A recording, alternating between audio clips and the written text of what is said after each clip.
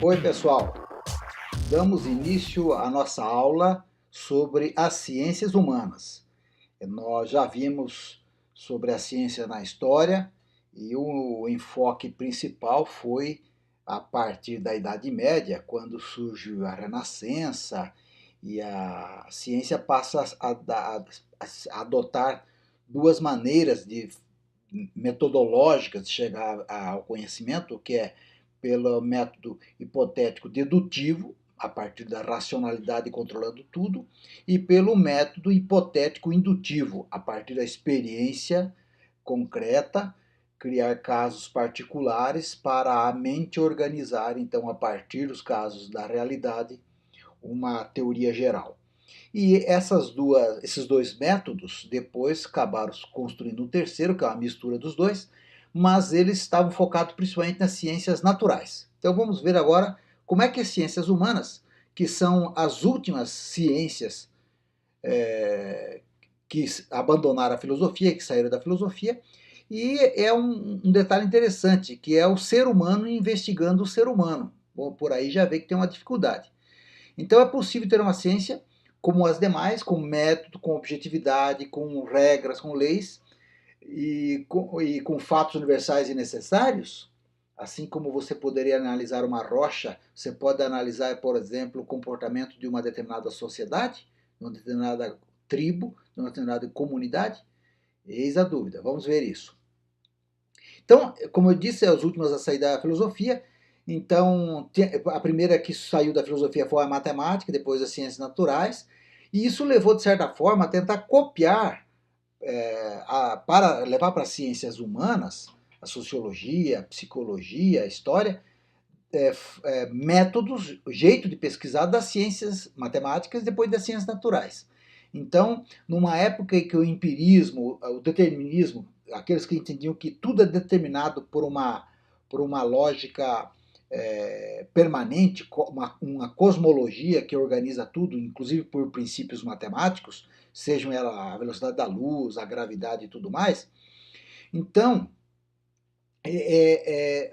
as ciências sociais, as ciências humanas, elas vão surgir como um processo de analogia ao que é feito nas ciências naturais. Então, se eu investigo o comportamento de um animal, eu posso pegar esse método que eu analisei o comportamento do animal e aplicar no ser humano. Então, está lá o cara da psicologia comportamentista, behaviorista, o cara aperta a campainha e dá comida para o cachorro, aperta a campainha e dá comida para o cachorro começa a babar e ele deduz, bom, se o cachorro faz isso, o ser humano também faz isso. Quer dizer, por analogia, começa a criar, a partir das experiências das ciências naturais, aplicar para as ciências humanas. Então, nós temos algumas objeções a essa possibilidade das ciências humanas, então, desde o início. A ciência natural lida com fatos observáveis, né? Então ela trabalha com leis objetivas, faz experiência, etc. Como é que vamos fazer isso com épocas passadas, com sociedades diferentes, com a consciência das pessoas? Como é que eu vou ter leis objetivas se o ser humano ele não faz aquilo que está como se fosse uma lei? Eu levanto de manhã, vou para a escola, depois eu tomo banho. Isso, eu posso não levantar pela manhã, levanto à tarde, dormir mais. Eu posso naquele dia não ir para a escola, fazer outra coisa. Eu posso ficar quieto, posso pular. Eu posso seguir a lei, mas eventualmente posso achar que aquela lei é injusta, posso tentar mudar ela ou não cumpri-la. Enfim, o ser humano não tem uma objetividade de comportamental que pode ser matemático, pode ser previsível, né? E também as ciências humanas, ela trabalha com análise, que é ver a diferença naquilo que é igual, e com síntese, ver a igualdade naquilo que parece diferente, né? O que sintetiza o comportamento igual, as coisas iguais em determinado fenômeno. Então, como é que eu vou fazer isso com a análise e síntese do psiquismo, da sociedade, de um fato histórico? É difícil, né? Então, por um lado, a ciência natural lida com causa e uma determinação universal, gravidade, por exemplo. Eu não fico escolhendo se vai ter ou não gravidade. Agora, eu posso escolher se eu vou comer feijão e arroz ou se vou comer frango com salada. já está dentro das minhas possibilidades, né? Eu atuo com liberdade. Então é diferente de lidar com as ciências humanas, porque o ser humano ele não é objetivo, ele é subjetivo, opinativo, valorativo e sensível, não é isso? Bem, como é que começou então essa questão das ciências humanas? Tivemos algumas influências. Desde o início, no final da Idade Média, quando surge a Renascença, coloca o ser humano no centro do mundo, não mais a preocupação só divina, mas uma preocupação humana também. Né? E aí, enquanto valor terreno, o ser humano no centro, enquanto valor divino, Deus no centro. Então, passa a trabalhar como o ser humano como um agente moral, político, técnico, controla a natureza.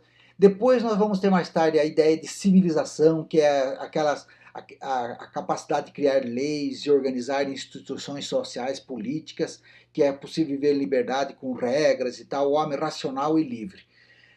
Então o humanismo passa então do Renascimento, vai chegar até o Iluminismo. Né? O positivismo, que é fundado por Augusto Comte, que está aqui em 1789 e faleceu em 1857, ele trabalha a ideia de que tudo pode ser científico, mas é importante que as ciências humanas também sejam cada vez mais positivas, com padrões, com modelos, com matemática e tudo mais.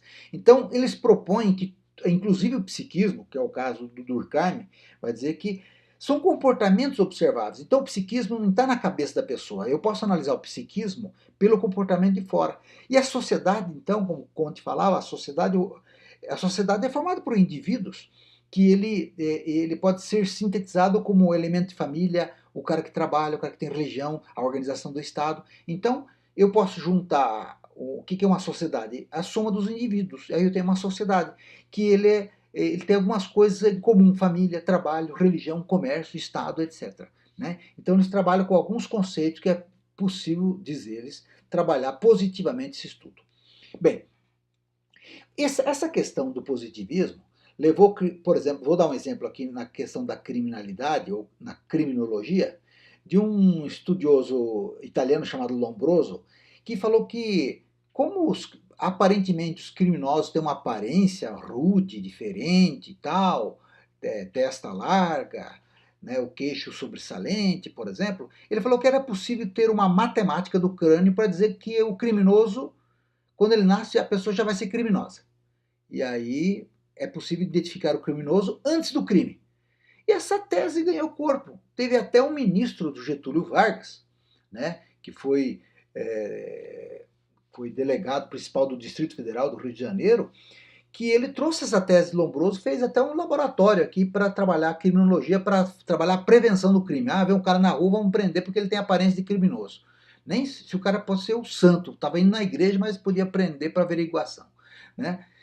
Mas é o que acontece, daí perceberam que ele também tem o queixo sobressalente e a testa larga, falou, opa, ele começou a se encaixar também num criminoso, então ele logo acabou com isso. Então mostrando que, com o tempo, esse positivismo, esse cientificismo, essa matematização que era levado para dentro das coisas do ser humano realmente não funcionava direito. Bom, um terceiro fator que vai ajudar a gente a entender essa questão uma valorização maior e diferenciação das questões humanas diferente da ciência natural é o historicismo. Então, terceiro fator. Né? Nós vimos aqui, voltando aqui um pouquinho, nós vimos o humanismo, o positivismo, né? Que é uma percepção que existia alguma coisa diferente.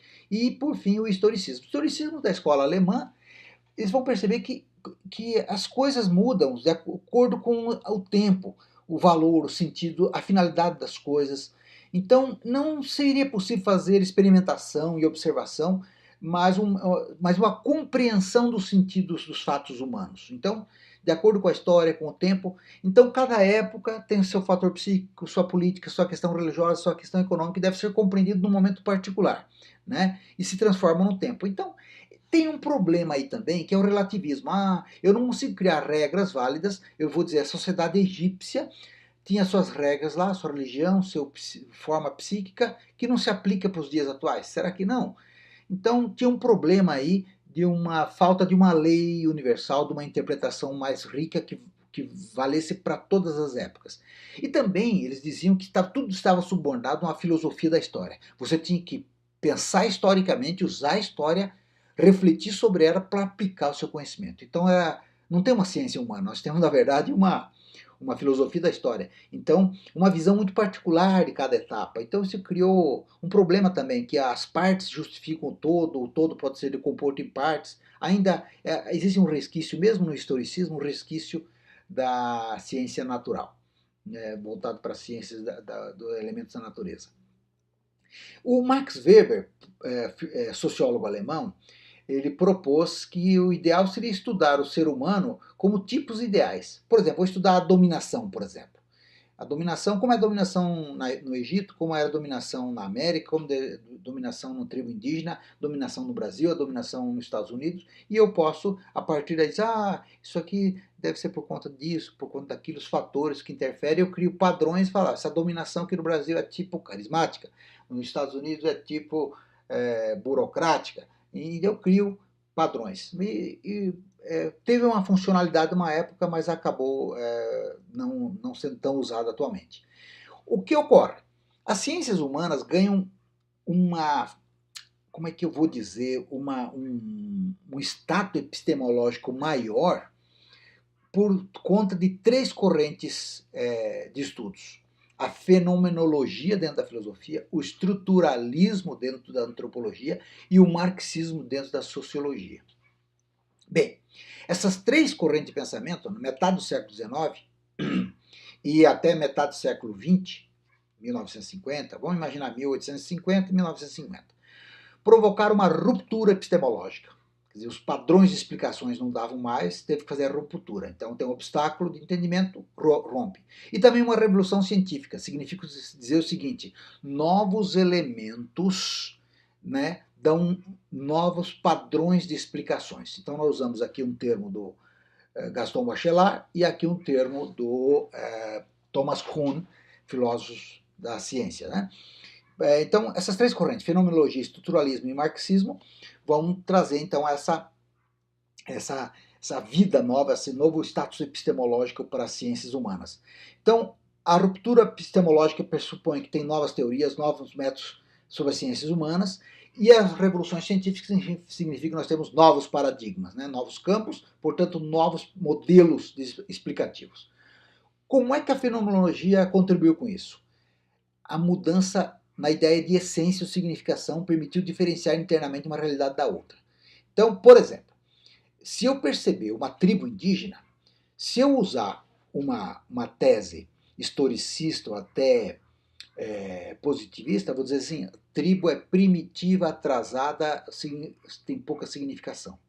A fenomenologia vai dizer assim, não, depende de como você perceber isso e de como eles percebem e como ele transmite isso para você. Então, a percepção não é nem a coisa em si, que estou observando, nem eu, que sirvo como padrão, mas essa relação, essa sociabilidade entre nós é que vai estabelecer o que é essa relação, o que é esse fenômeno, essa coisa. Então, com isso eu começo a criar uma essência, uma diferença muito grande entre o que é a natureza, uma coisa da natureza, e uma questão do homem. Então eu vou perceber que quando se trata de significação de homens para homens, de ser humano para ser humano, a coisa é diferente.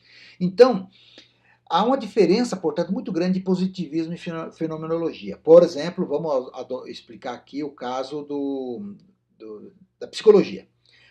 Para um psicólogo positivista, eu vou observar os efeitos do comportamento da pessoa, né? Se a pessoa está tendo determinado comportamento, é porque essa pessoa sofreu alguns estímulos externos, foi ensinado daquela forma, então acha-se que os fenômenos observáveis podem ser explicados.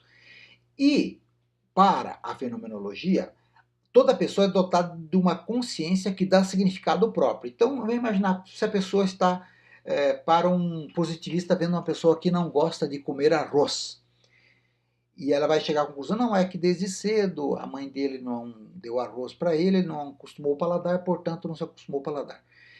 Para quem trabalha com a consciência, pode ser que o significado seja outro. Esse arroz, ele comia arroz, gostava de arroz, mas estava associado a uma outra situação de violência, alguma coisa. Então, comer arroz tem um outro significado, percebe? Que são abordagem do mesmo fator de maneiras diferentes.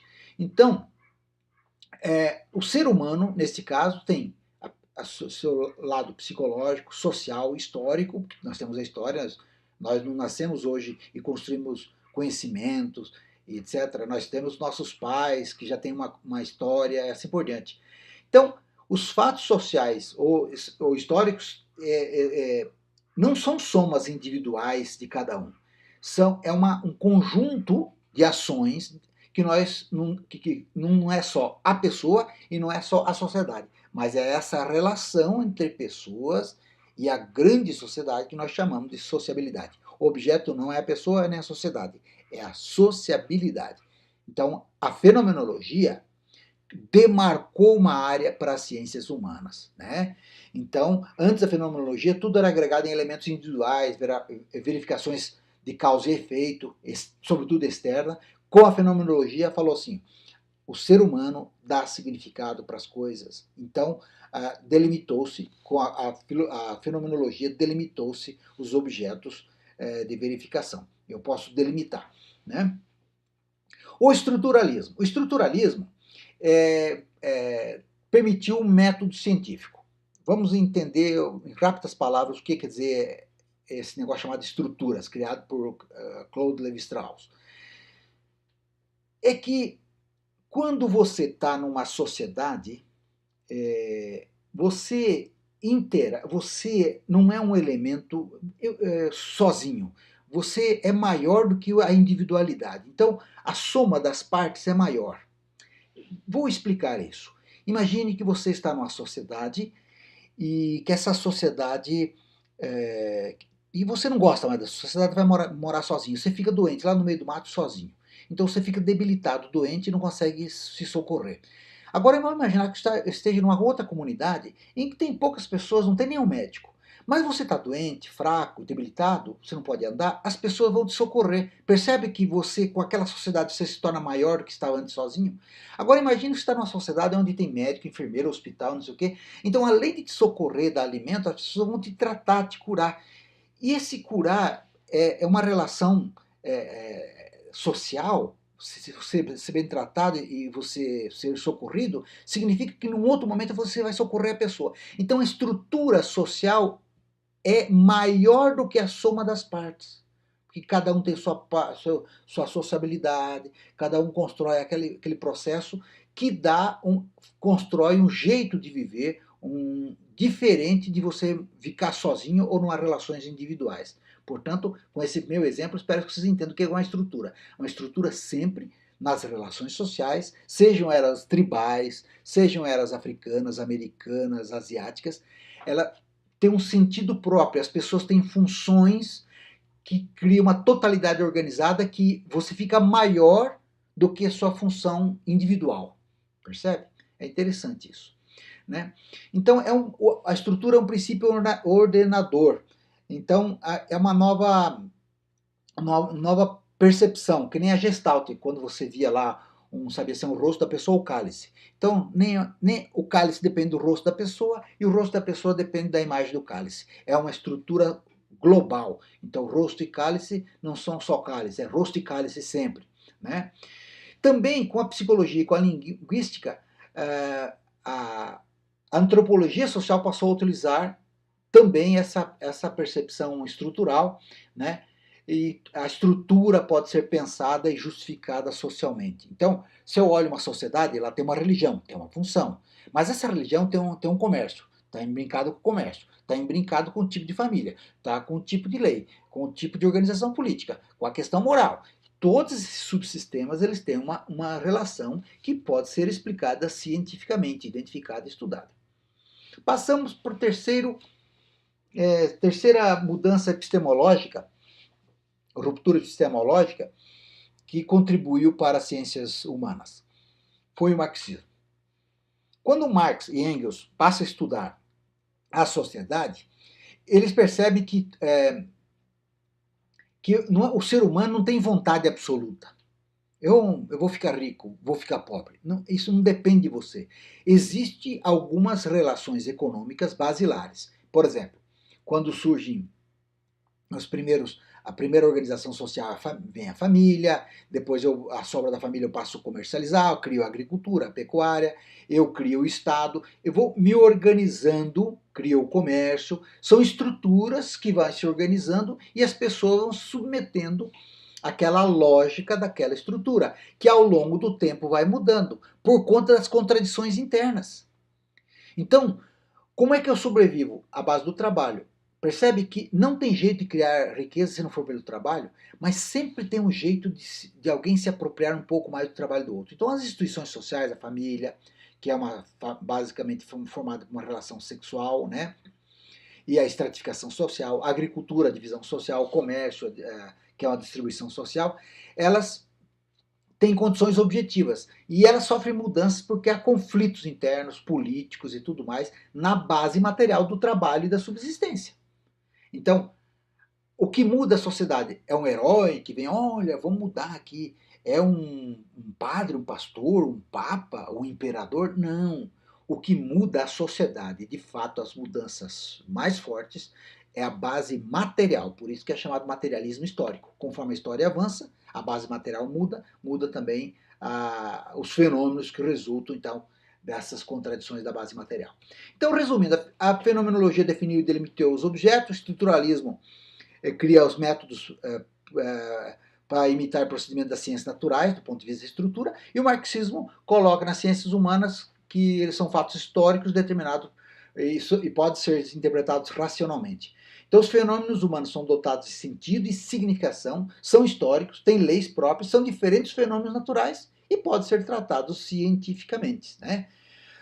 Então, os resultados melhores dessa questão humana, como ela não é única, quando eu estudo a economia, então eu também tenho que estudar um pouco de psicologia, porque o consumo nem sempre está voltado só para uma compra de um bem porque necessito, às vezes por uma vontade motivada por um fator psicológico, familiar. Então, economia e psicologia andam junto quando eu estudo o consumo na economia, percebe? Vamos fazer um rápido resumo aqui. Como é que estão hoje os campos das ciências humanas? Nós temos a psicologia, que estuda a mente humana, o comportamento, a psicanálise aqui, o inconsciente, inconsciente, as patologias, as expressões da patologia, um pouquinho diferente de psicologia, né? Sociologia, estruturas e formas da sociedade. A economia, as condições materiais e a produção de riqueza. A antropologia, as formas culturais, parentesco, costumes. A história, as transformações sociais, acontecimentos, a memória coletiva. Geografia, estudo da Terra, diferentes formas de ambiente, os seres humanos na Terra. A linguística, estrutura da linguagem, a fala e sistema de comunicação. Então, gente, opa, aqui estamos passando rápido. Por fim, vale a pena só dizer o seguinte, que há uma tentativa de fazer uma linkagem, uma associação das várias ciências da economia, da psicologia, da linguística, etc., através de uma ciência chamada semiologia, a semiótica, usando essa técnica da semiótica, que é que todos os sistemas têm subsistema. Então, uma grande sociedade humana tem dentro lá um aspecto religioso, um aspecto econômico, um aspecto cultural, um aspecto moral. Esses aspectos, chamados subsistemas, eles não estão isolados, eles se relacionam. Então, são coisas, são fenômenos que eu percebo, tem uma representação para mim de acordo com como eu vivo e, portanto, eu dou significado para ele. Esse significado é que tem que captar. E o método como perceber como estrutura, não perceber só como coisa isolada. E também perceber que baseados no marxismo, por exemplo, tem fatores materiais, históricos, sociais, conflituosos, que dão esse significado para a coisa. Então eu tenho um objeto, esse objeto é percebido, analisado, mas ele é significado então pela capacidade humana. Bem, gente, então deixo aqui essa chamada de atenção que ciências sociais, ciências humanas, começou com uma analogia às ciências naturais e com o tempo, por conta do estruturalismo, da fenomenologia e do marxismo, ganhou um status epistemológico bastante importante para os dias atuais. Até a próxima. Tchau!